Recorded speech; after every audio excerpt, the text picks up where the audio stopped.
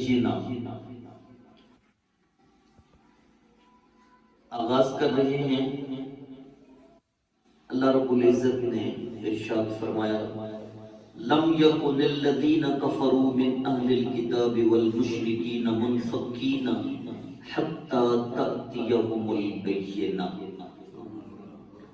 اس سے پہلے کہ آیت کریمہ کا ترجمہ کیا جائے، اس سورہ پاک کی فضیلت میں یہ بات سماعت کر لیجئے جو آپ نے پہلے سماعت کی۔ نبی کریم صلی اللہ تعالی علیہ وآلہ وسلم نے حضرت ابی بن کعب رضی اللہ تعالیٰ عنہ آپ سے فرمایا، ابی، اللہ نے مجھ محمد کو صلی اللہ علیہ وآلہ وسلم فرمایا ہے کہ ابی کو سورہ بینہ کی تلاوت سنائی۔ حضرت ابی فرماتے ہیں میں نے عرض کی حضور رب نے میرا نام لیا ہے؟ سرکار نے فرمایا ہاں تیرا نام لے کے اللہ نے مجھے فرمایا ہے۔ تو حضرت ابی بن کعب رونا شروع ہو گئے، آپ کی آنکھوں سے آنسو نکلنا شروع ہو گئے کہ اس پاک بارگاہ میں ابی کا نام ہے۔ اللہ اکبر کبیرہ۔ یہ عظیم قاری قرآن تھے، جب قرآن پڑھتے تو پھر فرشتے بھی ان کا قرآن سننے کے لیے اترتے تھے۔ یہ وہ سورہ پاک ہم جو پڑھ رہے ہیں، اللہ تعالیٰ نے ارشاد فرمایا اہل کتاب میں سے بعض کفار مشرکین اپنے دین کو نہیں چھوڑیں گے یہاں تک کہ ان کے پاس واضح دلیل آ جائے۔ رسول من اللہ یتلو صحفا مطہرہ، اور وہ واضح دلیل کیا ہے؟ وہ واضح دلیل یہ رسول ہیں جو اللہ کی طرف سے تشریف لائے ہیں، اور ان پر صحف مطہرہ پاکیزہ اورات کے اوپر لکھی ہوئی کتاب جو فرشتوں نے سنبھال کے رکھی ہے، ان کے سامنے اس قرآن کریم کی تلاوت فرمائیں گے۔ وہ رسول جو واضح دلیل بن کے آئے ہیں، اور ان رسول کے پاس اور بھی بہت سارے معجزات ہیں، لیکن اگر کوئی سب سے بڑا معجزہ ہے تو وہ قرآن کریم ہے۔ یہ قرآن کریم وہ ہے کہ فیہا کتب قیمہ، اس کے اندر معتدل احکام لکھے ہوئے ہیں۔ یہ قرآن کریم وہ ہے ان فی ھذا لفی زبر الاولین، جو پہلی کتابوں کے اندر بھی جس کا تذکرہ ہویا ہوا ہے۔ ان فی ھذا لفی الصحف الاولی صحف ابراہیم و موسیٰ، پہلے صحائف میں بھی جس کا ذکر ہے، صحف موسیٰ میں بھی جس کا ذکر ہے، صحف ابراہیم میں بھی جس کا ذکر ہے۔ وہ قرآن مقدس محبوب کے سینہ پاک پہ نازل کر کے فرمایا محبوب یہ واضح دلیل، یہ روشن دلیل اب ان کے پاس آ چکی ہے، اور یہ واضح دلیل آ کے ان کے سامنے قرآن کی آیتوں کی تلاوت فرماتی ہے۔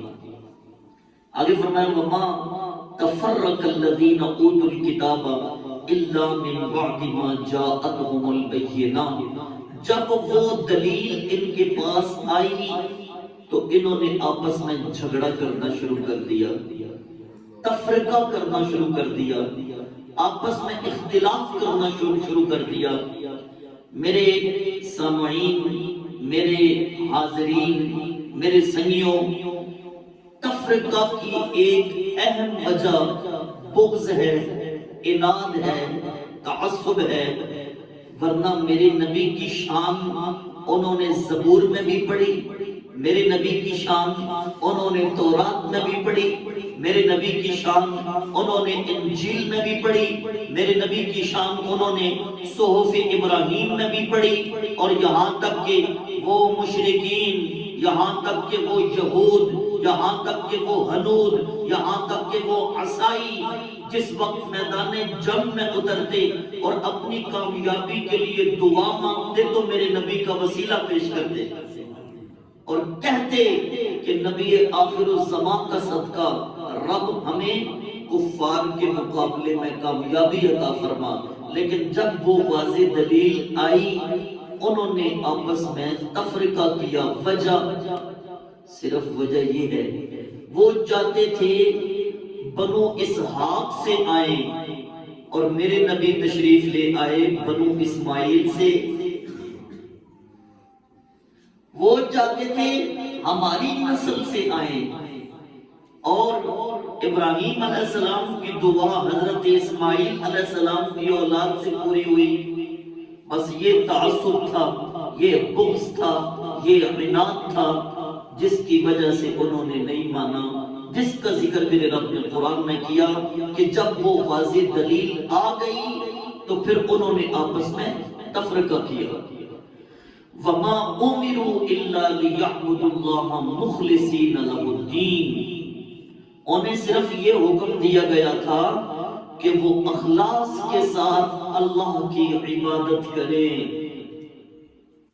اور ہم سب کو بھی یہی حکم دیا گیا ہے، مخلصین، مخلص ہو کر اللہ کی عبادت۔ یہ جو ہم آتے ہیں فجر کی نماز پڑھی ہے، ظہر پڑھیں گے، جمعہ پڑھیں گے، عصر پڑھیں گے، مغرب، عشاء، روزہ، زکوٰۃ، حج اور صدقات و فطرات، یہ اللہ ہمیں مخلص ہو کے عبادت کرنے کا حکم دے رہا ہے۔ عبادت کس چیز کا نام ہے؟